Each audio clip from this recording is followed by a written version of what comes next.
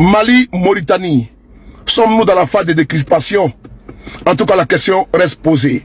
Ami, c'est gâté, c'est encore gâté. La vieille mère camerounaise, Nathalie Nyamba, accuse Assimi Goïta d'être en deal secret avec la France.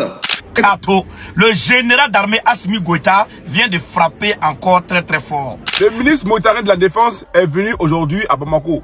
Il est venu présenter un courrier au général Assimi Goïta. On vient tous de voir que Nathalie Yamb, que cet argument disant que Nathalie Yamb a été sanctionnée par l'UE à cause de son soutien à l'ES, c'est faux.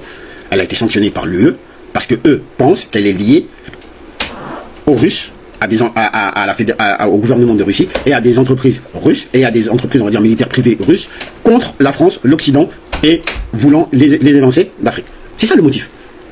C'est ça le motif. C'est ça le motif. Donc, il lui reproche de soutenir des actions politiques imputables au gouvernement de la Fédération de Russie et qui vont compromettre la démocratie, l'état de droit, le blabla, les machines et ça. Maintenant, qu'on a tous lu le motif exact des sanctions, pour ma part illégales, mises sur Nathalie Yamb, on sait que ce n'est pas lié à l'AES.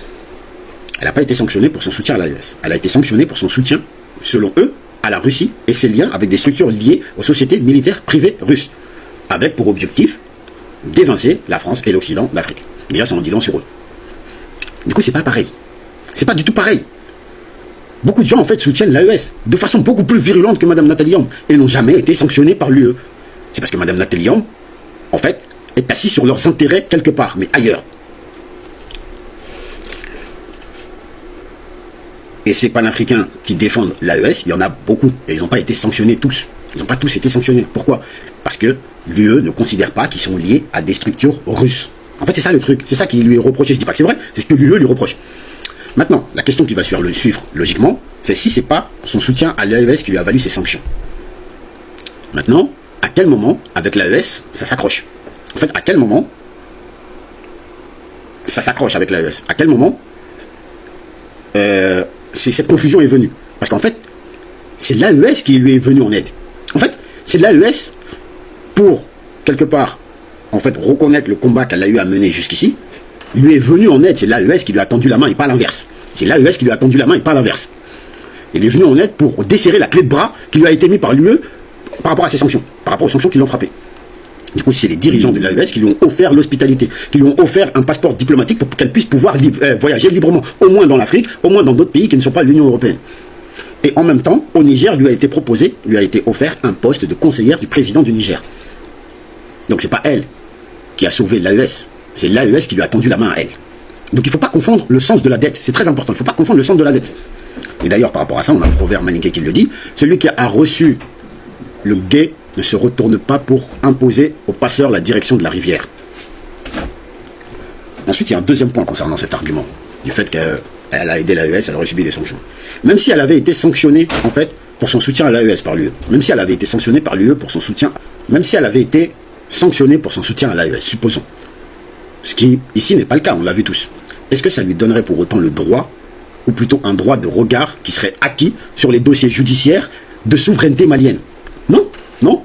Même moi, même un autre, même qui que ce soit n'a pas ce droit-là. Personne n'a ce droit-là.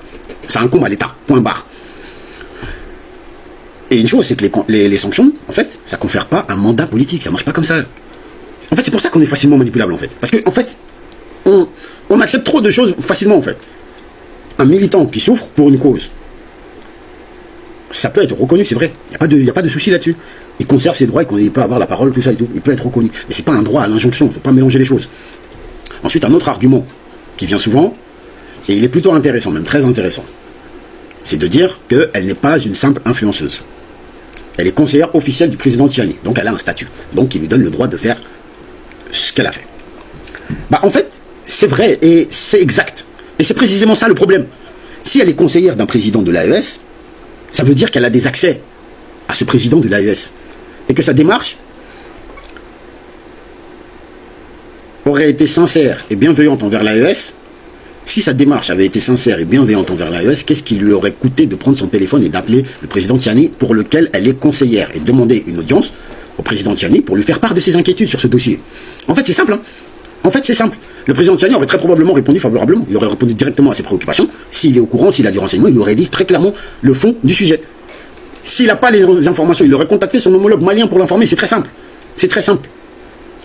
Voilà comment ça se passe quand on est conseiller et qu'on cherche à être utile.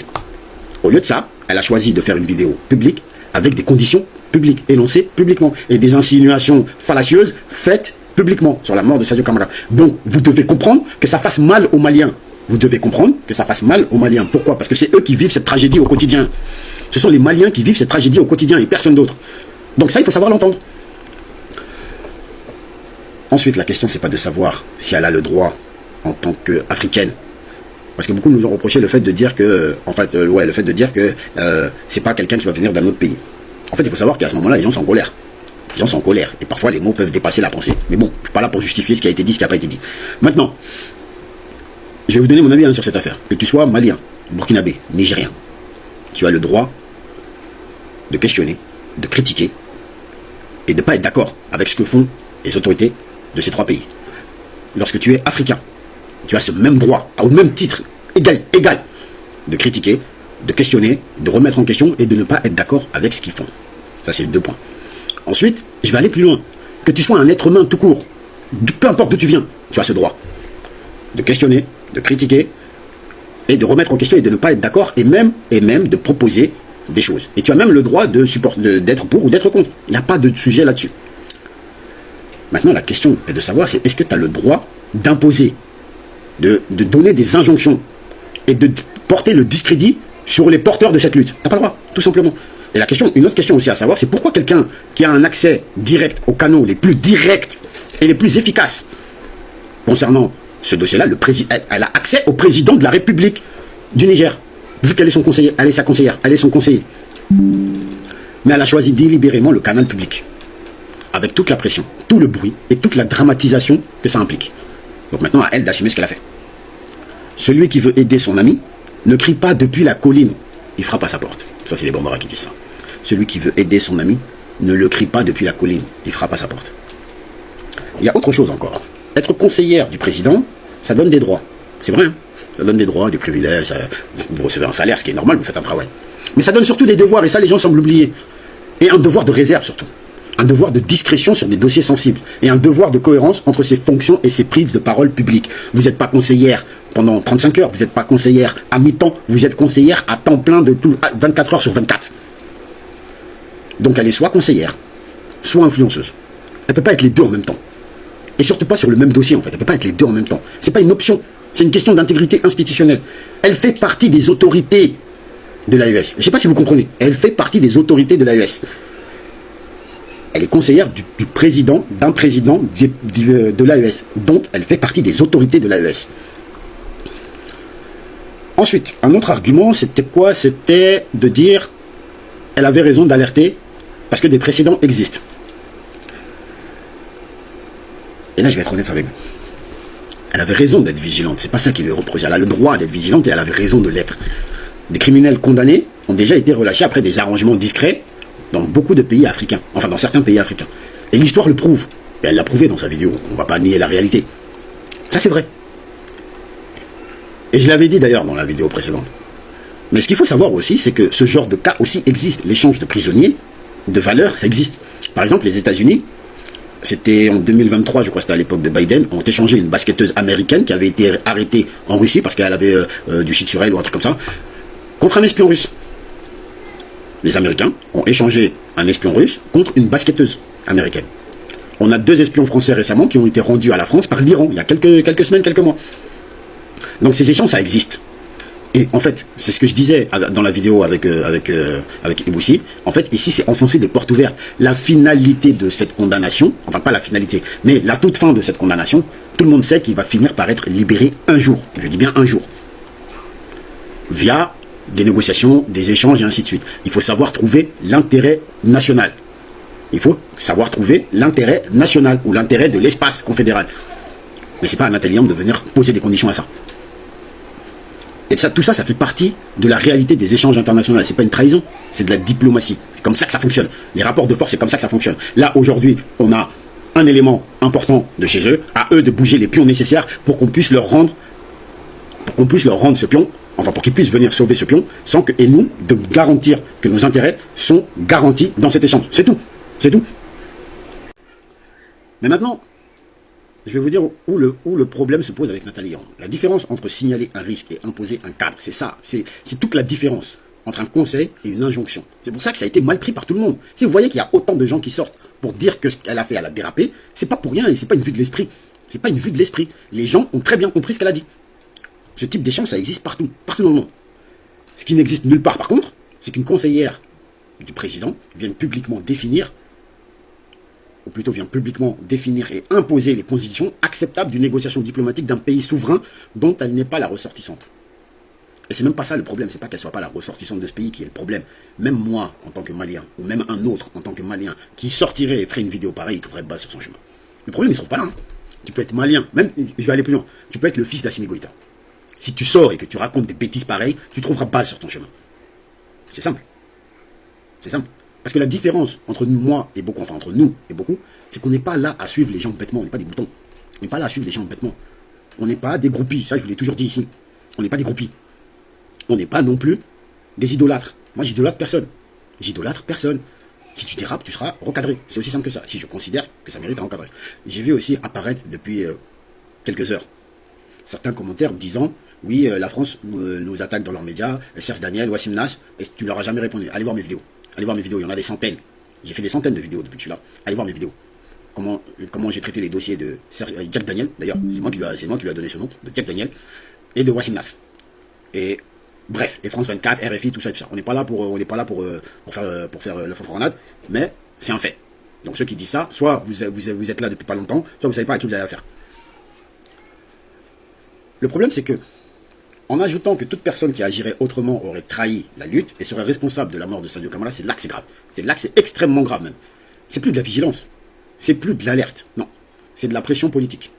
Et la pression politique exercée publiquement sur un État souverain, ça a un nom. Ça a un nom.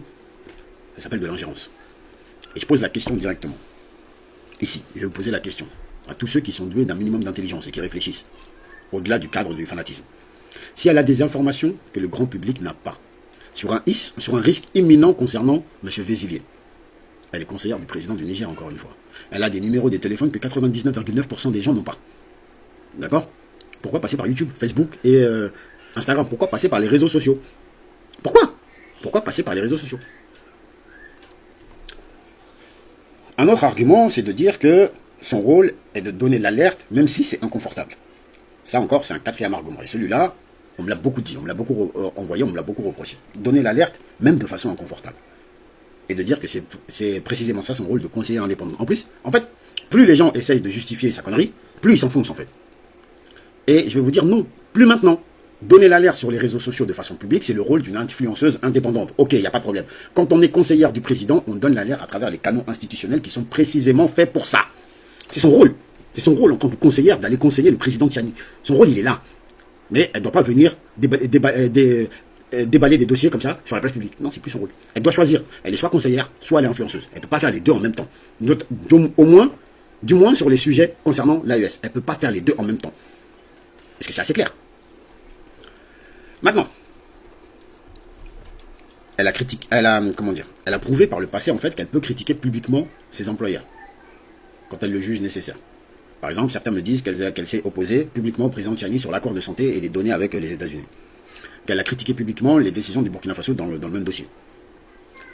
Et que moi je ne serais pas intervenu sur ça. Parce que c'était de la critique. En fait, c'était de la critique. Et c'était, en fait, on fait la distinction ici. Hein. On fait la distinction, c'est vous qui n'arrivez pas à le faire. C'était de la critique. Ou plutôt, du moins, c'était son point de vue qu'elle a donné sur la question. Ça peut être légitime. Formulé comme tel, ça peut être légitime. Mais là, on n'est plus dans la critique, en fait. Elle a dépassé les limites.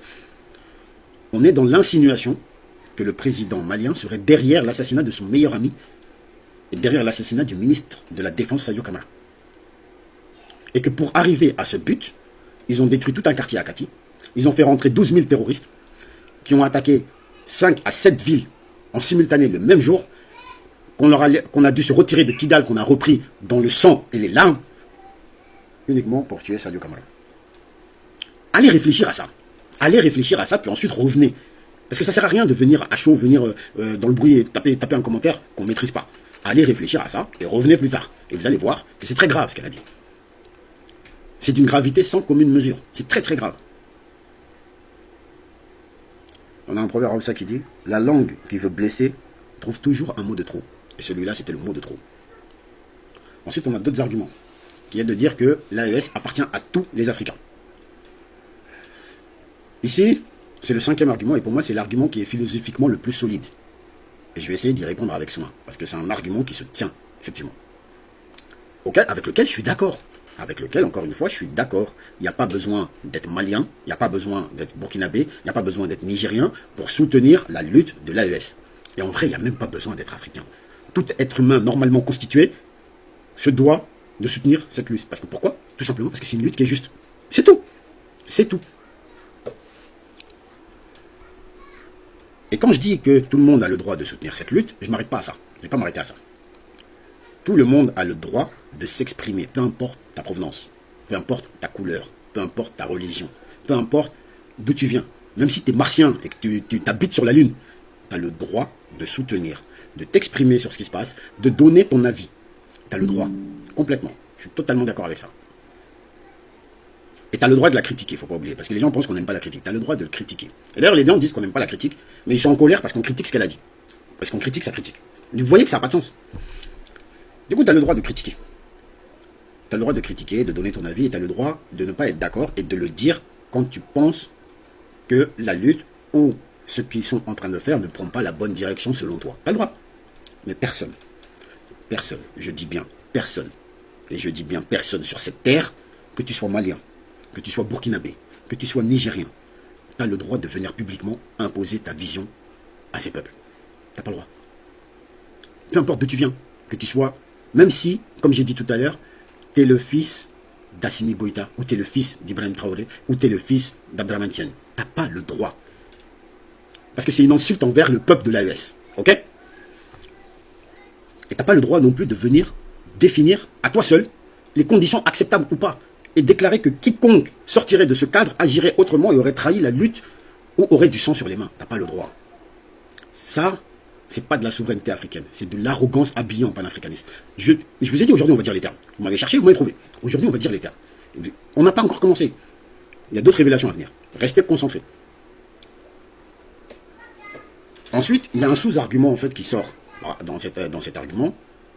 C'est de dire que Baz et Iboussi ne représentent pas plus le Malien que Nathalie Yon.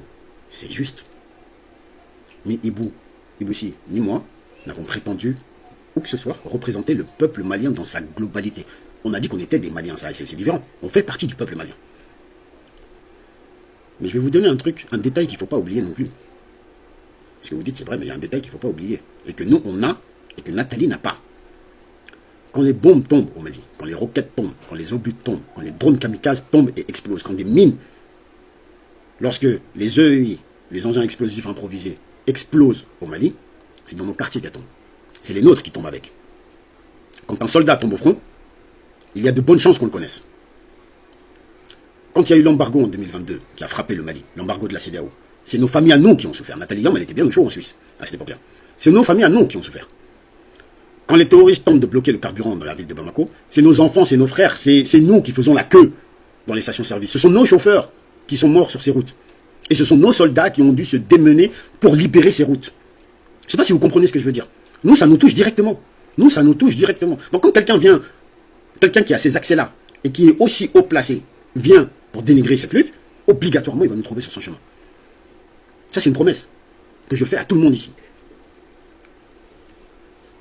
Et derrière, quand il y a tout ça, avec la crise énergétique et tout ça, c'est nos enfants qui n'ont pas d'électricité pour réviser pour leurs examens. C'est nos enfants qui souffrent de la chaleur et tout ça.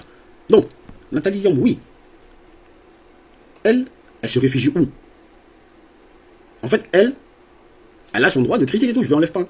Mais nous, on n'a qu'un seul pays. On n'a qu'un seul espace. Ça s'appelle l'AES. S'il est détruit, elle a un passeport. Elle en a plusieurs même. Elle peut retourner au Cameroun, elle peut retourner en Suisse. Nous, on va où? Si nos pays, là, on laisse que nos pays soient détruits, nous, on va où? On n'a pas de pays de rechange. On n'a pas de pays de... Et c'est pour ça qu'ils peuvent pas... Et en fait, c'est pour ça qu'ils peuvent pas nous battre sur ce terrain. Parce que nous, on est dos au mur. On n'a pas de pays de repli. On est dos au mur. On n'a pas de pays de repli. Et c'est pour ça qu'on est si acharné sur la lutte. Parce que c'est notre existence qui est en jeu. Et celui qui ne comprend pas ça, grand bien lui fasse. Comme j'ai dit encore une fois, vous pouvez aller là où vous voulez. Sur les réseaux, il y a plein de gens. Chez Base Décrypte, c'est pas obligatoire. Tu n'es pas obligé de t'abonner, tu n'es pas obligé de suivre. Si tu n'aimes pas, tu vas voir ailleurs. Moi, je force personne. Le président mauritanien a dépêché Illico Presso, son ministre de la Défense, avec un message important pour le président général d'armée Assimi Goïta. Il faut planter le décor. La Mauritanie ne peut pas servir de base arrière au groupe terroriste. Parce qu'il est prouvé à suffisance que actuellement même, les cadres du FLA, le groupe terroriste basé à Kidal, et d'autres groupes terroristes ont pris pour base arrière la Mauritanie et ils attaquent le Mali. La Mauritanie veut une décrispation avec le Mali, mais il faut être caticitable. Il faut être dans la vérité, dans la sincérité. Parce que on ne peut servir de base arrière à un groupe terroriste et venir plus tard demander une décrispation. Non, il faut faire les choses de façon franche. Écoutons-la. Ce que je vais dire là, je le dis pour prévenir. Parce qu'un Africain averti en vaut 1000.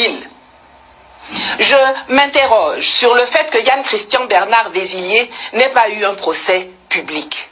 Je m'interroge sur le fait que la raison pour laquelle ce procès expéditif n'a pas été public, n'a pas été communiqué au peuple malien. Et je m'interroge enfin sur le fait que les officiers maliens arrêtés dans le cadre de cette même affaire n'ont pas été jugés et condamnés ou relaxés en même temps que lui. Et je vous avoue que cette condamnation isolée m'inquiète, parce qu'elle pourrait être un prélude à un deal isolé aussi. Un deal isolé aussi. Mais pourquoi maintenant cette accusation? Il paraît que la junte militaire malienne a cessé de soutenir financièrement Madame Nathalie Nyamba.